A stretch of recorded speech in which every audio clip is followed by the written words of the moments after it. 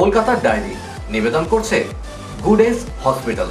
Management শিক্ষা প্রতিষ্ঠান হিসেবে আজ একটি পরিচিত নাম EIILM। এবার তারা নিউ টাউনের NKDA স্টেডিয়ামে আয়োজন করেছে 3 দিনব্যাপী inter college 7-a-side football tournament. মোট 50টি দল এবারেতে অংশ নিয়েছে।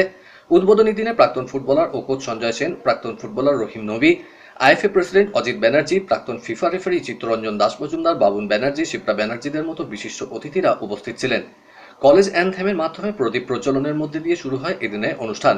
এরপর একে একে পতাকা উত্তোলন, বেলুন উড়ানো থেকে শুরু করে খেলোয়াড়দের সঙ্গে পরিচিতি বিনিময়, কোনো কিছুই বাদ ছিল না। সংস্থার পক্ষ থেকে অতিথিদের উত্তরীয় পুষ্পস্তবক দিয়ে স্বাগত জানানো হয়।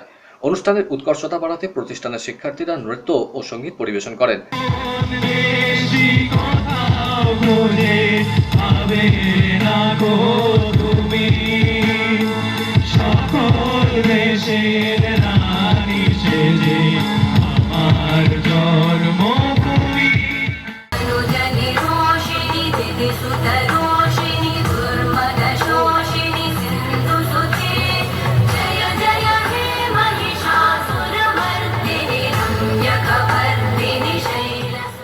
পরে এই টুর্নামেন্ট নিয়ে জানতে চাওয়া হলে সংস্থার chairman professor doctor RP Banerjee জানালেন, আমাদের কলেজের নিজস্ব টুর্নামেন্ট, 50টা টিম আছে।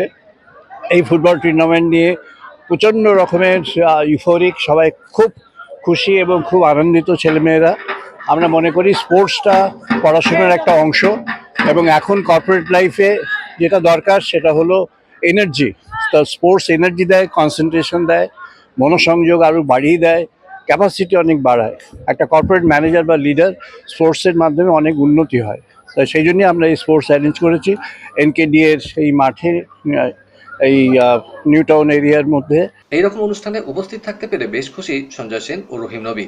তারাও জানালেন, ফুটবলে যত লোক হবে, আমরা সবসময় বলি আমরা ফুটবলের লোক, এবং আমাদের এই ফুটবলের একটা যে বাজে সময় যাচ্ছে তার মধ্যেও যে এত উৎসাহ, উদ্দীপনা, এটা একটা দারুণ ব্যাপার। এখানে এসে খুব ভালো লাগছে, এইটুকু বলতে পারি। আমি সব থেকে ভালো লাগলো যে 50টা টিম আছে এবং 2টো মেয়েদের টিম। মানে বাংলায় যে ফুটবল যে শেষ হয়ে যায়নি সেটা আবার কিন্তু প্রমাণ হলো। যেভাবে খেলাধুলা করছে এবং আপনি দেখতেও পাচ্ছেন নিজে কতগুলো টিম প্লেয়ার এসছে এবং তারা মাঠে দাঁড়িয়ে আছে। এটাই সব থেকে বড় জিনিস, আর কিছু না, এটাই পাওনা। কলকাতার ডায়েরি নিবেদন করলো গুড এজ হসপিটাল।